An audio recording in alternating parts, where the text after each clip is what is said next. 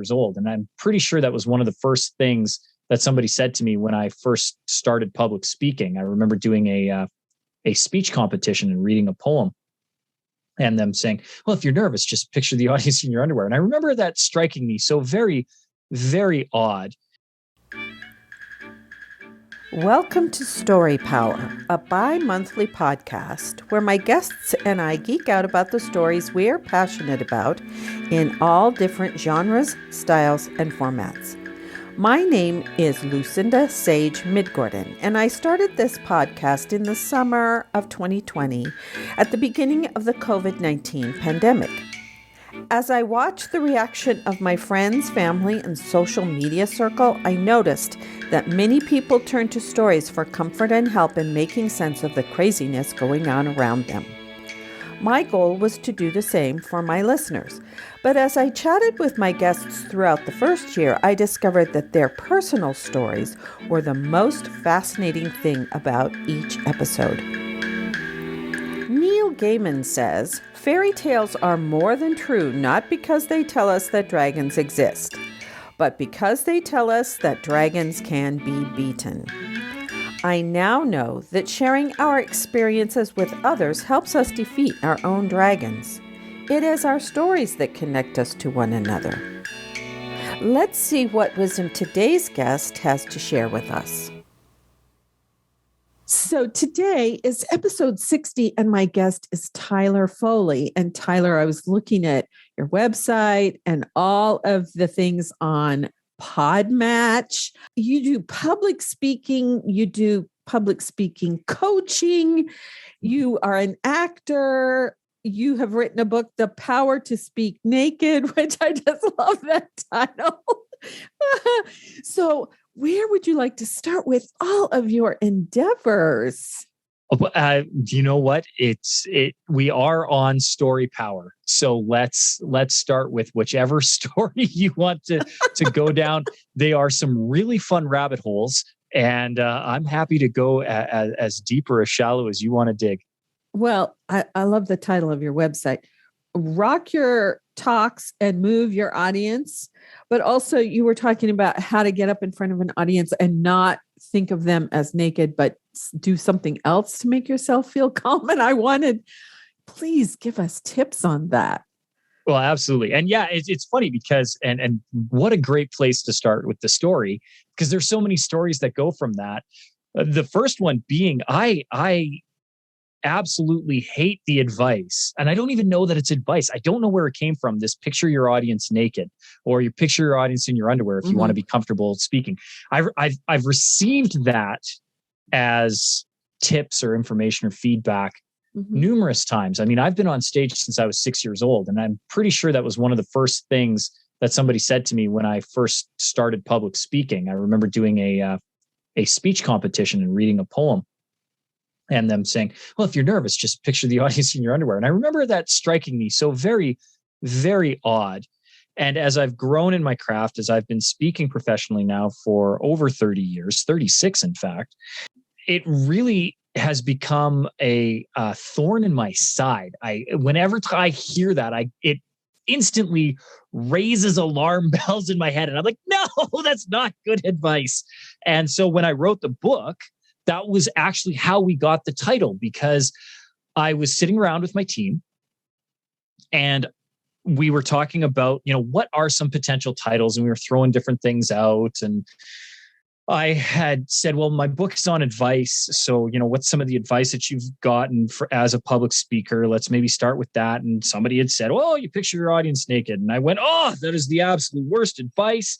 It is counterintuitive. You're using brain power unnecessarily. You're not serving your audience in doing that. Your focus should be on your audience. You should be raising them up. You should be validating them. Your audience should be your sole focus, and somehow trying to gain power in their discomfort or comfort in their discomfort.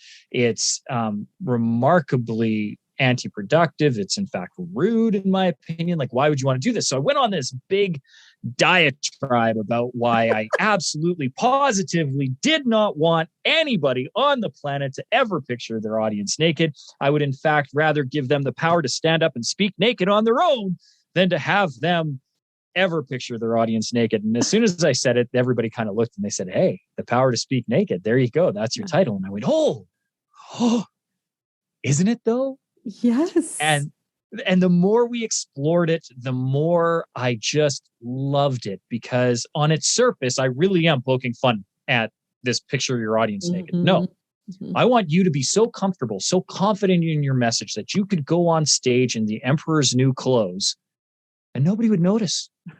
Nobody would care, because your story would be so compelling, your gift to the audience so engaging, that they didn't even notice what you were wearing, that it was irrelevant, and that you had so much confidence in your message that you didn't care what you were wearing.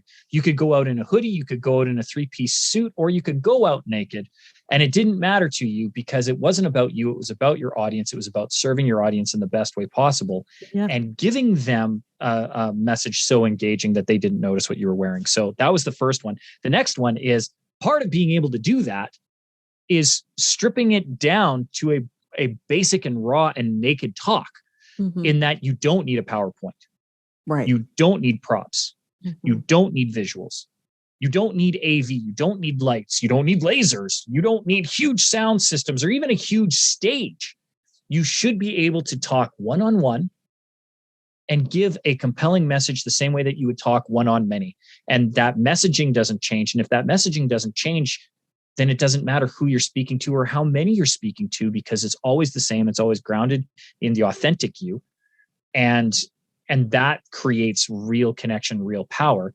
And then on the very, very, very base root level of the title, I want people to be able to expose themselves to the raw, naked truth.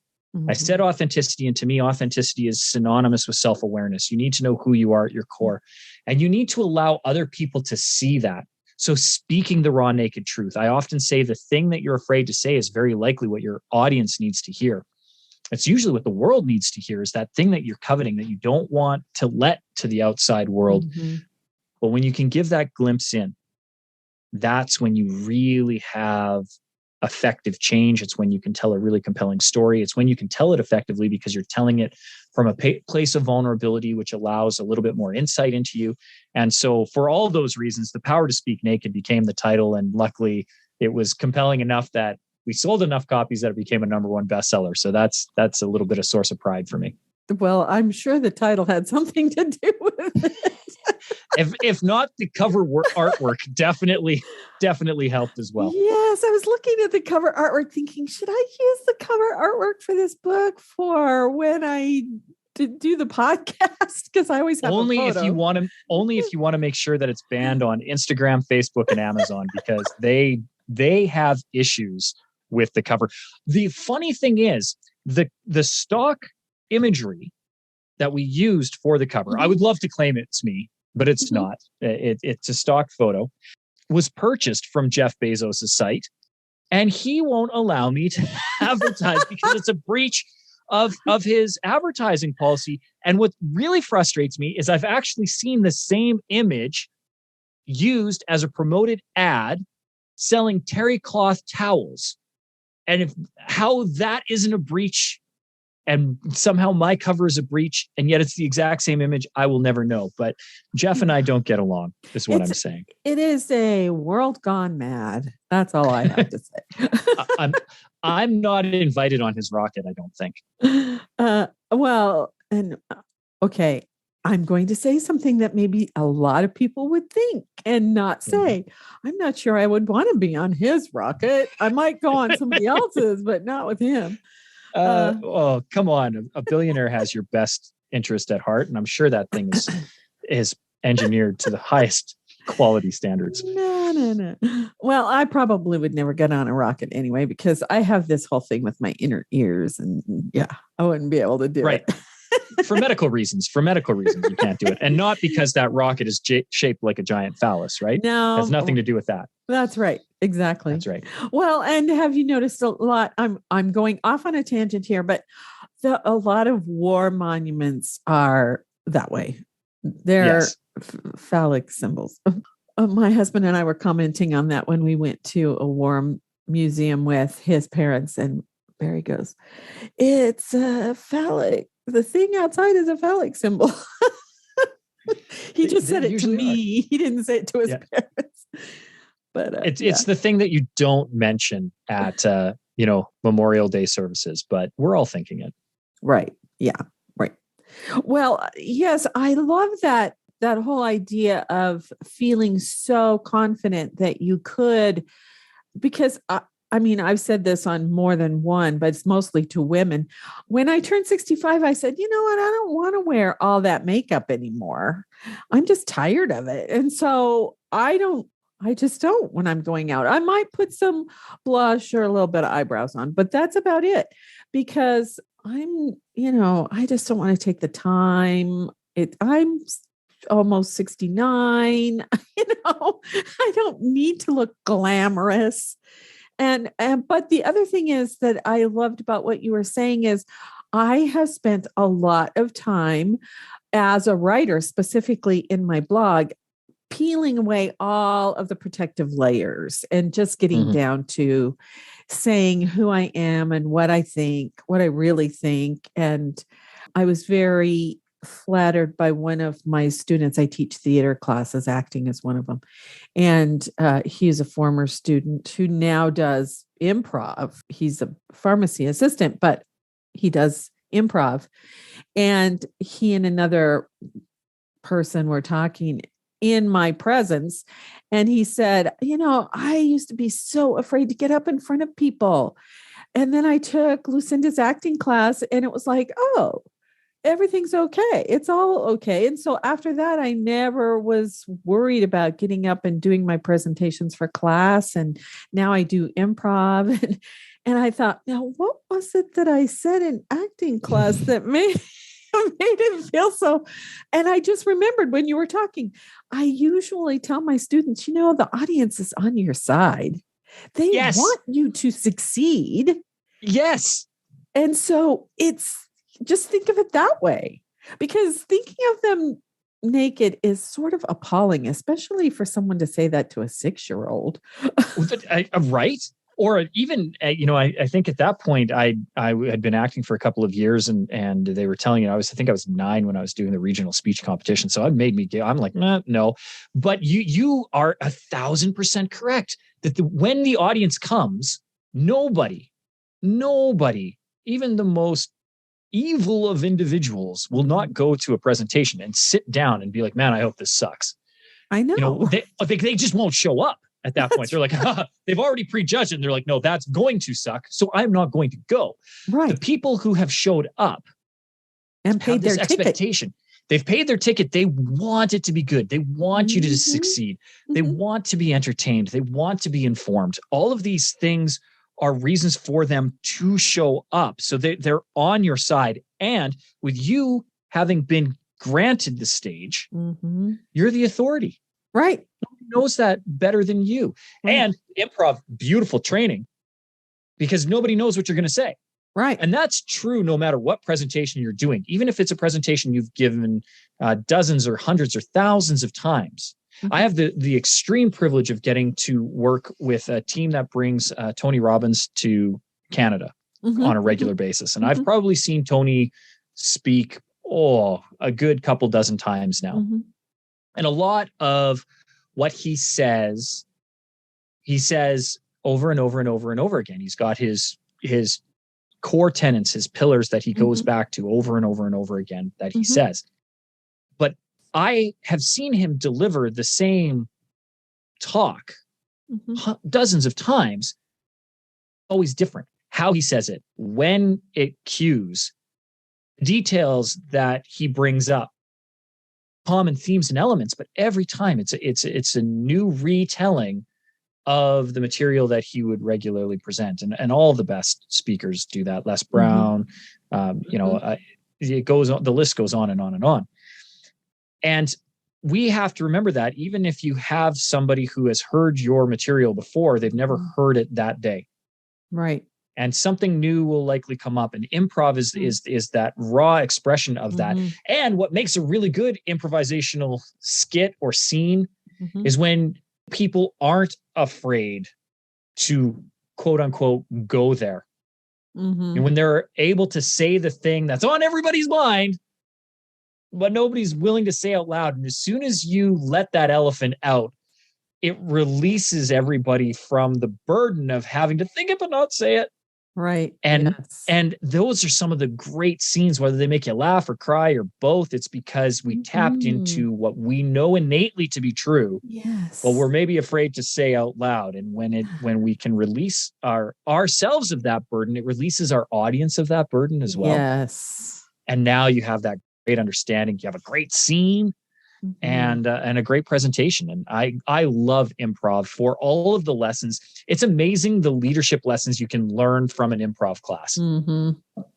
Well, because one of the main things is you have to listen to what your partners are saying. And then instead of going off in your own direction, you have to follow what they started, and they have to do the same with you. And so, because you might go in a completely opposite direction to what they're expecting as well. And isn't that sort of what life is like anyway? My husband likes to say life is an improv. And it really is, because things are thrown at you all the time thrown at us all the time, that we're like, oh, now what? Okay, let me think. A silly thing to say, but when we were leaving for our Christmas vacation, I was going to make some candy, and I put it in the microwave and started the microwave, and the microwave died. So when we got back, we had to buy a new microwave, and it took us a while to figure out what we wanted to do. And, little things like that, like, something goes wrong with the car. Oh, well, let's see. We have to figure out, it's like an improv. You got to figure out what you're going to do next. So. Well, and I think you touched on two real critical leadership skills that are deeply entrenched in improv. One is the listening. Right. And the other is the yes and. Right. We never shoot down an idea, no matter how opposite it is to what we had expected, what our initial planned outcome was. You have to roll with the punches. And just because it's not an idea that you came up with doesn't make it a bad idea. And it's important for you to explore the merits of that. Yes. And I think those are two very critical leadership skills. And when as a leader, you're probably going to be expected to present at some point. And so they're very key presentation skills, because you may have this presentation that you've put together, that you put time together. I know, because I'm a keynote presenter, so I'm often asked to come up and give 45 minutes on this talk. And one of the things that I learned very early in doing keynotes is it's not about what I say. It's about how I respond to my audience reaction to what I'm saying. Yes. And so the other element to whether you're an improv or whether you're on a panel or whether you're speaking to an audience is not only do you have to pay attention to the other people that are on stage with you, but you need to listen to your audience. You need to listen to them not only with your ears, but with your heart and your mind. How is this landing with them? Do I continue down this path, or do I need to deviate from this path based on my audience's input, my audience's reaction? Right. Yeah. As an actor, I remember there were times when I could feel, oh, we've lost the audience. How do we get them back? Yeah. And that's a real high level skill to learn. That is one of those things where that takes time, that takes practice. One of the things that I talk about in all of my trainings is if you want to be confident in something, you need to be competent in something. And competence has a legal definition: adequately qualified, suitably trained, with sufficient experience to perform the task with minimal or no supervision, which means you need to have done something over and over and over and over and over and over again. Right? You don't polish a stone by taking one swipe at it with some sandpaper. You need to rub it over and over and over and over again to make that rough gem polished. And if you want to have a really polished presentation, if you want to be a really good speaker, you have to start speaking. And you can't expect to be the next Tony Robbins the first time you get on stage. I mean, I've been doing this for 36 years, and I don't know that I would come to Tony's level or Les Brown's level or Harv Eker or any of those other known stage presenters. But I do know that I hold my own. And that's the other thing, right? Again, power to speak naked. You need to be confident in your own messaging. And it doesn't matter what other people are doing. It matters what you're doing, how you're interacting with your audience, how you're presenting your message. You know I worked with a fantastic playwright doing a musical 2 years ago. And she these little things that are fun, she does them so that her kids can watch a play. But her talent level is next level. Like she composes and writes musicals at a wizard level. Like she's just, you know, Rodgers and Hammerstein have nothing. Sondheim have nothing on her. Like she is incredible, but she doesn't see it. Mm-hmm. She doesn't see it because she's not looking for it. And I want the world. So I'm going to do a little shout out, a little plug. Marin Burnham. You guys want to know that name. You want to know Marin Burnham, because I promise you at some point she is going to be the next person that people are talking about on Broadway for being the greatest composer ever. And it's just phenomenal what she puts together. But it's that having faith and confidence in yourself to put that work out there in the first place. And just being true to yourself at your core, which is what I think one of the great gifts that she gives to the world, is that her compositions are authentic and are compelling because they're a true representation of who she is. Mm-hmm. And she puts her heart and soul into it. And she doesn't, right. She's not doing it for personal gratification. She's just doing it because it's of true love. She wants to entertain her audience. She really recognizes that it's about her audience. And she does this because it's a true expression of herself. Mm-hmm. But she's not doing it for validation. She's literally just doing it because she's compelled to do it. And I think that's when you can be at that level as an artist, where it doesn't matter what anybody thinks, you're going to just keep putting this out there. That's when you find your audience, because then it resonates with the people who it needs to resonate with. You're not trying to do it to impress somebody. You're doing it just because you're compelled to do it. Right. Oh man, I love that. Yes, I love that. The other morning I woke up and that Mamas and the Papas song, Make Your Own Kind of Music, was in my head. And I haven't thought of that song in, I can't remember how many years. I mean, lots of years. And so I went to YouTube and listened to it again. And I said, oh yeah, I guess this is my theme song for this week. Because, you know, you do you, whether anybody else, you know, sings along or not, you know. So it sounds like that's what she's doing. Yeah. Well, and it's funny that you bring that song up, because it's exactly what she's doing, right? Nobody can tell you there's only one song worth singing. Right. She has a catalog of songs in her head that she gets out. After I did the musical with her, I was blessed to be able to workshop a new musical that she put together that she was literally writing while we were staging the other one.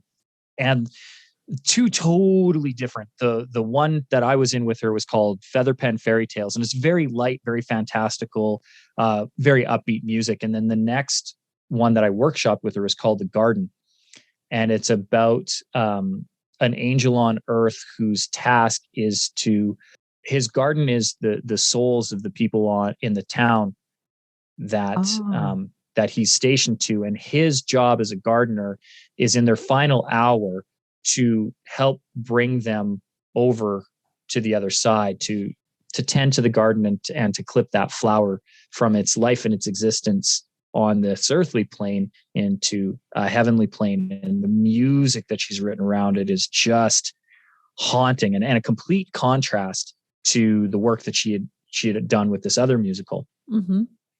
Wow. But right, like she has, right, there's not just one song in her heart. And same with it, you know, if you expand that metaphor, there's not just one story in your heart either. There's always more stories that can tell. There's always something that audience. You and I are having a great conversation because we're not stuck to a single script.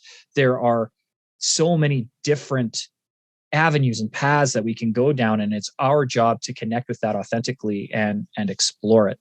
Right. So, yeah. Well, so you also said you're a storyteller. Are you a storyteller through theater, or do you actually stand up and tell stories? Not as part of a speech, but just a story. No, but I use the power of story in my speeches. Mm-hmm. So I'm not a traditional storyteller, right? Like Mm-hmm. I'm not J.R.R. Martin, and I'm not penning Game of Thrones, right? Mm-hmm. I'm constantly explaining my world through metaphor with the use of story told from my point of view. Because nobody knows better than me. Right. And it makes me think of, there was a Star Trek Next Generation episode where Picard gets beamed onto this planet, and the alien that he's with speaks in metaphor. Mm-hmm. Mm-hmm. And eventually they were able to communicate. And I always found that episode really fascinating, because if you and I spoke drastically different languages, how would we communicate? Right. Right. Probably starts with story. Mm-hmm. Like we would use some kind of charades, right? Like we're going to have to use visual. We're going to have to go beyond the spoken word, and we're going to somehow have to find common ground. And how we find that common ground is often through story. Right. So in that episode, the universal translator was working to create an English dialogue for Picard, but he couldn't. There wasn't the context until he started to understand why the metaphor was important to that alien speaking it. Yeah. And I think that, and when I say that I'm a storyteller, it's my job to find the right events from my past to exemplify the lesson that I'm trying to impart in this particular discussion.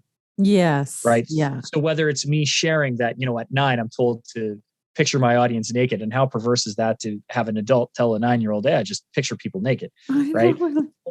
Or if even discussing the story of how my team and I work together, coming up with the title of my book and why it's impactful to me and why it's important, right? Like these are all, I'm going to create a lens for you, and I'm going to instruct you through the use of story. So I'm constantly telling stories. And I think if anybody thinks about it, we are always doing that. That's a device that we're constantly using. Oh, yeah.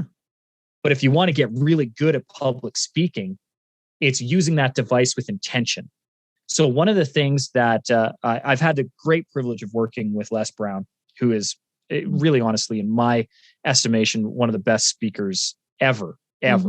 As an orator and as a professional speaker and motivational speaker, inspirational speaker. And one of the things that he told me was, and he's told this to thousands of other people, so it's not like it was just a one-on-one conversation that me and him had. But he said, you never tell a story without a point, and you never make a point without a story. And when you realize that and you can implement that with purpose, it really directs how you communicate, why you communicate, and the devices you use to communicate. And it's one of those things that has stuck with me forever. Always illustrate a point with a story, because that's how you personalize it. That's how you find empathy and sympathy within your audience, right? They say never judge somebody until you've walked a mile in their shoes. Well, I can't physically come, Lucinda, and walk in your shoes, although I bet you we have similar shoe sizes, because I am a smaller guy. So I tend to fit women's shoes better than men's. But I'm wobbly in heels. And I can say that with great confidence, because I used to do drag in Vancouver. And so I know I'm not good, and I would have a difficult time walking in your shoes physically. But metaphorically, if you tell me a story, I can see the world through your eyes. You can paint it through your lens. I can see what's important to you. What are the details that you flush out? What do you focus on? What is the emotion that you're feeling? And that will inform me of how you perceive the world. And that allows me metaphorically to walk that mile in your shoes. And that is why storytelling is so important, so critical in communication. Yes. Oh, I agree. I agree with you. And I'm with you about the high heels. I haven't worn high heels in I don't know, 25 years, maybe, or 30 years. How can you stand in a class comfortably and not kill your back if you had to stand 8 hours a day in high heels? I know. Well, and yeah, standing for 6 hours or however many hours a day has already kind of hurt my hip a little bit anyway. So, and in flats, no less. So yeah, the high heels. Right. Yeah. I used to cringe. I would do 2 numbers in high heels. That was it. And I would do a show maybe once every 3 months. And because it was fun for me, but I wasn't, it's not a lifestyle or a thing that I'm into. I really like the performance of drag. I think it's a phenomenal art form. And so I thought it was just a fun thing to do, especially in my late teens and early 20s. It was just fun. I grew up in musical theater, so it was kind of like a natural progression anyways. But I remember getting out of those heels at the end. Like I only had to do literally 2 numbers, 5 minutes each. And then I'm out of those shoes. But then if I was doing a meet and greet afterwards or like hanging out in the club, maybe staying in them for another 45 minutes to an hour. And the whole time I was thinking, why? I don't care how good my calves look in this. Why do women wear these? This is ridiculous. This is awful. It is ridiculous. Sheer torture. And if you wear them enough, you ruin all the padding on the ball of your foot. So yeah, and you squint your toes. No. Women, I free you of the torture that is the high heel. Well, and another one of my guests, she's a coach, a body image coach. And we were talking about the fashion industry and how they try to get you to buy stuff by declaring this is the fashion thing of this year.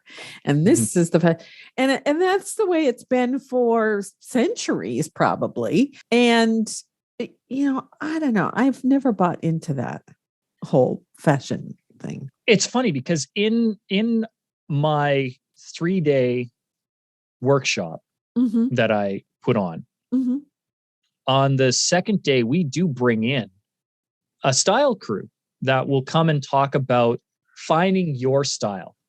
Well, one of the reasons why I love bringing those guys on is because they're not telling you to wear this thing because it's the trend. Right. They're saying, let's find what looks good on you that makes you feel the most confident when you wear it. Oh, yeah. And I work with one of my favorite clients that I work with, Michelle Serpanchi. And she's a great life coach, but she does roller derby. And she looks like she does roller derby. Like, she's got the tats, full sleeve tattoos. She's stocky in her build, very athletic, and loves to dye her hair. Huge outgoing personality. And if you were to ask her to put on a business suit with a pencil skirt, she's going to look at you and be like, "Why?" I know, really. No, I'm not going to do that. And not only that, if she were to do that, it would be so inauthentic. You would feel that it wasn't right for her. Right. So when she presents, and she's an incredible presenter, very professional, incredibly knowledgeable. She is so educated. And she's one of the smartest women I've ever met. And she's going to wear what she's going to wear. She's probably going to be in a short sleeve shirt. She's probably going to be wearing jeans. If not, she's going to be wearing some fairly comfortable casual pants. But she's going to be put together. Like she polishes up really nice. It's just, she's not going to be wearing the pencil skirt because that is not what makes her feel comfortable. And it's not who she is. And it would come across as inauthentic to stand in front of an audience that way. And I think that's the key, is that your image is what you create it, but don't try to create something you think your audience is going to like. Put together you feel comfortable, what makes you feel calm, and the right audience will resonate with that. Yeah. Not the other way around. Well, I use Brene Brown as sort of my guide because she wears her cowboy boots and her jean jacket. And, Yeah. She's always done that. And of course, I don't do public. Well, I do public speaking in terms of my class audience, or if we're have a little speech in front of a play that I've directed or something. But mostly I don't do public speaking unless it's on my podcast and people don't see my face. They don't see what I'm wearing because it's all, just my voice. But if I were going to do that, I would take a tip from people who just, wear their turtleneck or their, whatever. I just wouldn't want to dress up because that's just not me. That's not me. Yeah. So. And see, when I'm on podcasts, I still dress how I feel comfortable, what makes me feel like, Tyler Foley is the authority in this. He's been public speaking for 36 years. He has a #1 best-selling book. How do I feel confident portraying that message? Right. And it is with my, company logoed blazer jacket and usually a golf shirt or a button-up shirt, because that to me is a comfortable way for me to present, because that's how I've been presenting for a very long time. When I take a stage, depending on the stage that I'm taking, I love to get dressed up. I loves me putting on some polish. I love putting on a 3-piece suit. You feel good as a man when you can put on a tailored 3-piece suit. There's something about it that just makes you feel like you could conquer the world. I've always had to have a tailored suit because I'm 5'7" and 135 pounds. So unless I'm shopping in Asia, they don't make clothes for me here in North America. Right. It isn't. So I have for a very long time always had to get tailored clothes. So that is just my style choice, because that's where it literally is the most comfortable. Because otherwise everything else fits weird, or I'm having to alter it anyway. Right. So for me, literally comfortable clothing is tailored clothing. And if I'm going to get it tailored, I might as well have it nice, because it does, to have tailored jeans versus tailored slacks is going to be the same. So let's do the slack. Right. Because that can go with the matching jacket. Now I can get the vest to go with it. And now all of a sudden I'm in a tailored suit and it was going to cost me the same anyway. Right. and tailored shirts are more breathable. They move nice. I like it. So for me, when I am being the most authentic me, it probably is in a suit or a nice dress shirt, because I've had to get it customized because that's comfortable. But, for anybody else, you've got to find the thing that feels good to you for your reasons, not because, I'm doing this to impress, right? I need to do this because that's the expectation of me. No. Do what's going to work for you so that you can be truly centered within your being, and the audience that needs to hear your message is going to be the most comfortable with that version of you. So that's right. That's the key first. Well, and there's that whole idea of it's not an idea, it's actually a feeling of the energy between the audience and the person who is on stage, whether they're acting or speaking.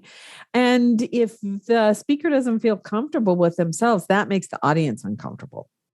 Yes. Yeah. And it's funny because we have that sixth sense.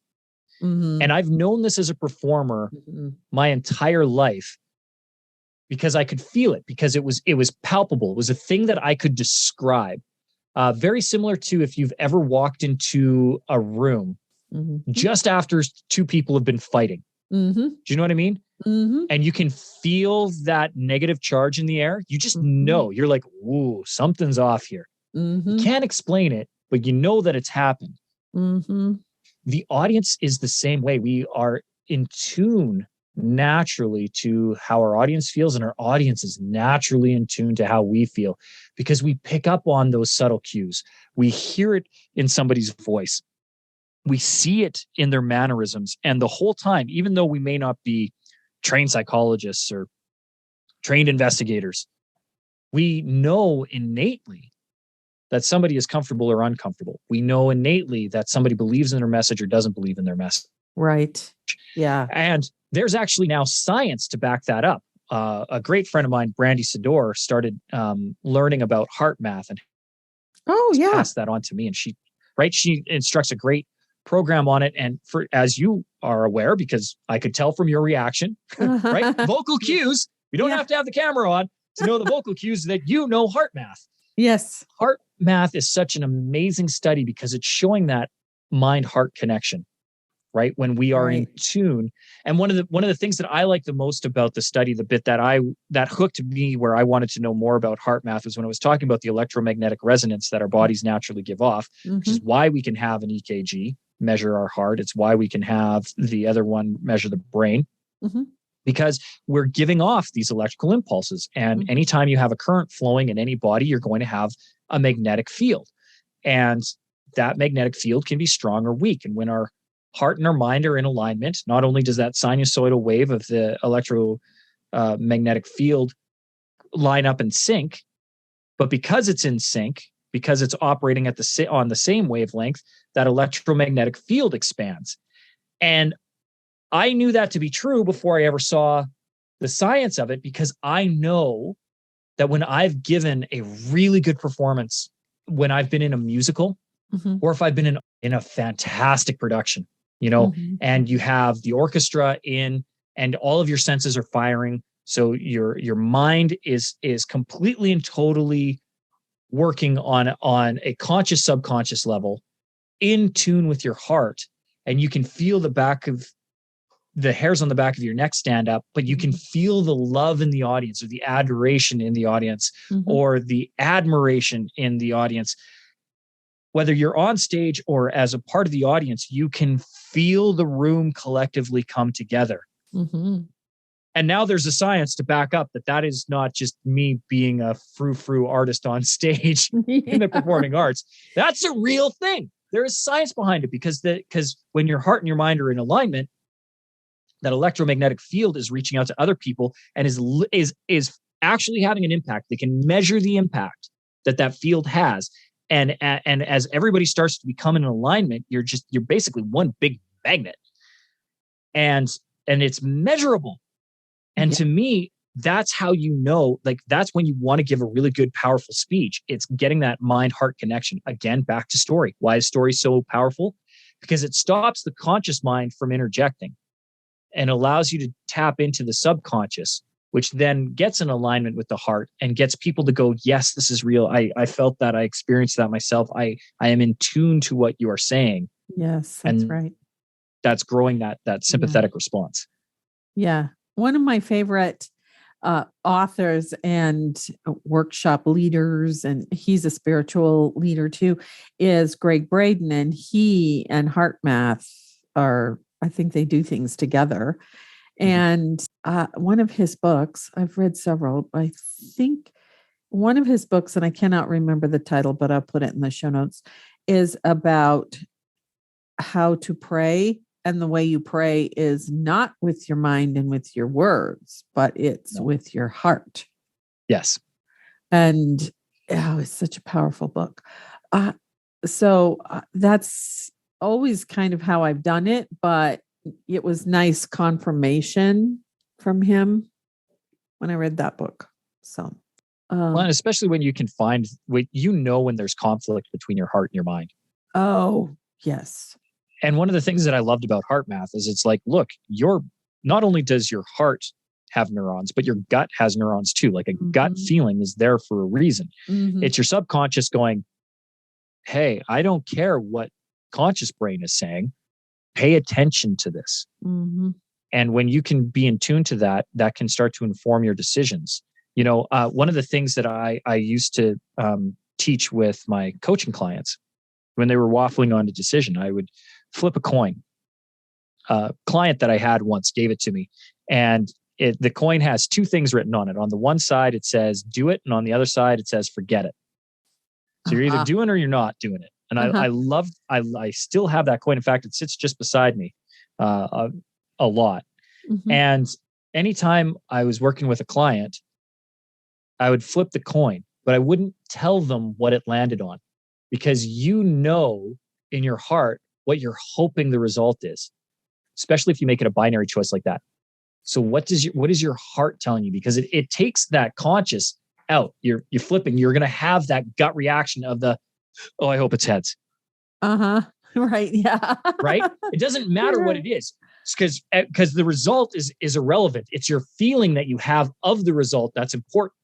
Right. Do you feel elated because you got the result that you wanted, or do you feel deflated because you got the opposite result? That should inform you what the correct decision is. Yes. So the result of the coin flip doesn't matter. It's your gut response. It's your heart response that really is truly critical. That is really true. And I'm going to tell a story about that. When my husband graduated, I'm older than he is. So I graduated first. I had a religious studies degree, and then I added theater and speech while I was waiting for him to finish his art degree. And we had decided to move to Portland, Oregon, because I had family there. And my mom and dad lived in Bremerton. So they were close enough that we could go visit, but we weren't living in the same town.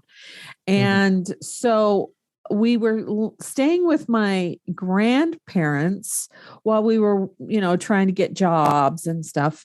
And I went through this employment agency, and I had typing skills and, secretarial skills, which my mother insisted that I get. And so I got offered a job. And the minute I got the offer, and it was a pretty good salary, and, and we needed the money because, it had been a couple of months and we hadn't found any jobs yet. But the minute I got the offer, my stomach just sank. My heart sank. Yes. And I took the job anyway, because we needed to move into our own place and blah, blah, blah, the whole story. Yeah. Well, 2 years of torture working at that job. I practically had a nervous breakdown finally. And that's when I realized, oh, you know what, this push and paper thing is it's not going to work for me. So I quit that job and enrolled in Portland State and got my master's in theater.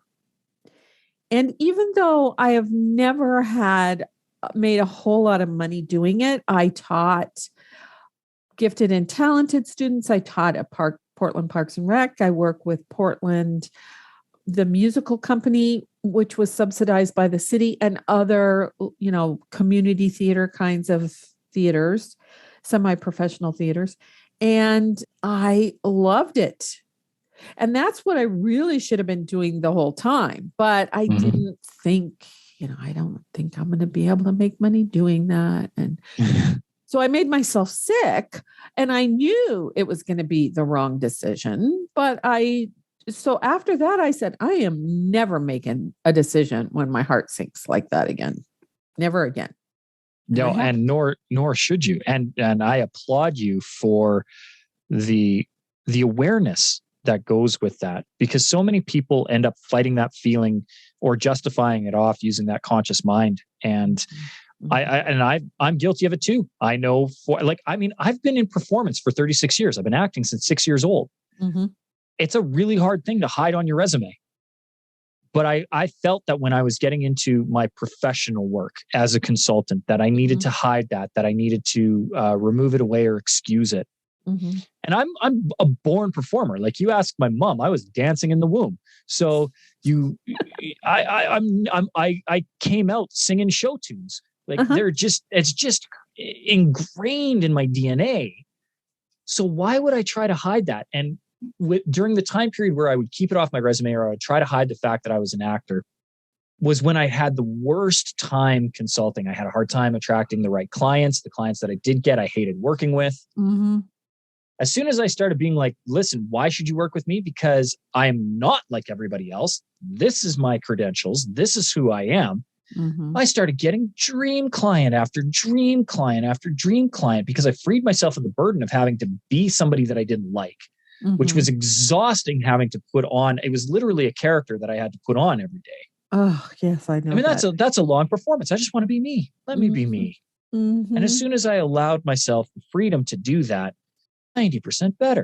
It wasn't always great because me can be pretty annoying to even myself sometimes. But 90% of the time, it was definitely much better. Really? Yeah. Yeah. I've been kind of that sort of person a lot of my life until I say I didn't know who I wanted to be or who I wanted to be when I grow up until I was 53. And I had been a teacher. I got a master's in education so I could teach high school. I did all this stuff. And mostly, for the most part, I love teaching. I've been doing it since I was 18 in one form or another as a teacher's aide or a teacher. So that's 50 years. And so I love that. But there are also things I don't like about it. But what I realized at 53 was I've always wanted to be a writer. I've always wanted to be a creative. I've always wanted to go out on my own. And so, like writing a novel and teaching on the side at the college. Now I teach at the local college. That is what I always really wanted to do. That led me to my first novel. That led to my blog. That led to doing the podcast, Story Power. So I hid my creativity. Another thing that I always hid was my spiritual life. I hid that until finally I just went, I'm really tired of doing that because it's a huge part of my life and it goes along with my creativity. So once I started integrating all of those things, my life just went so much better. Well, and I said it at the beginning of our interview, and as we're getting near the close, I'm going to repeat it because it is the one message that if I could get out to the world, and particularly to your audience on Story Power, Lucinda, is the thing you're afraid to say is what your ideal audience needs to hear. They're going to identify that. Right. So you have a creative who's struggling with deep spirituality because they have this deep spirituality, but they're afraid to say it. Right. I'm in a very liberal art community, conservative views around religion. I struggled with that. I grew up in rural Alberta. We're basically Texas North. I'm in the epicenter of conservative Canada. And yet I grew up in a very liberal, artistic-minded, open-minded community. And I always have, for as long as I've existed, had walked that fine, tight rope, to identify as a heterosexual white male, and yet still be incredibly comfortable and in fact welcoming and not seeing any issue of performing in what is predominantly a homosexual occupation of doing drag work. Yeah. And my mentor was Willie Taylor. Taylor. Okay. Was the first queen to really reach out. If you're interested in doing this, I think you'd be great at it. And not in any kind of pretense other than she could see the performer in me and how much I loved the art of the performance of what they were doing. And so again, it's that weird kind of tightrope. But as soon as, anytime somebody, what's the craziest thing you've done, or what's the funnest thing you've done, or what's something that people don't know about you that you think would be funny, it's the first thing I think of. Most people would never know that at some point in my life, I had the moniker Tyra Blinks and did drag shows in the West End of Vancouver and loved it. Loved it. It was so much fun. Even my wife looks at me, she goes, "Did you really do that?" I'm like, "Yeah, no, I really did." And my mom will back me up and be like, "Yeah, no, I saw him." That's fun. Yeah. Yeah. And I think maybe that's why I did theater. I loved it so much because I started doing it at a time when I was really in this horrible situation, not feeling good about the people who were telling me I shouldn't be doing something. I also didn't feel good about myself, but I had someone who suggested I try theater and another person who suggested that I keep a journal. And those two things are what kept me sane because I realized I got down to the core of what was going on with me. That's one thing. The other thing is I have so many connections with so many people who look on the outside like they and I do not mesh the characters that I was playing, but we had so much in common. So I kind of get that. Well, I think that was wonderful. Let's wrap this up, Lucinda. Yeah, I was going to say, do you have anything else you want to say before we say goodbye? I do. First of all, I would love to just say thank you. Thank you for having me on Story Power because, this is a really fun show to listen to. And so to get to be on the other side of the mic and to be able to be a guest on the show has been an absolute joy and a pleasure. I really, really appreciate everything that you're doing.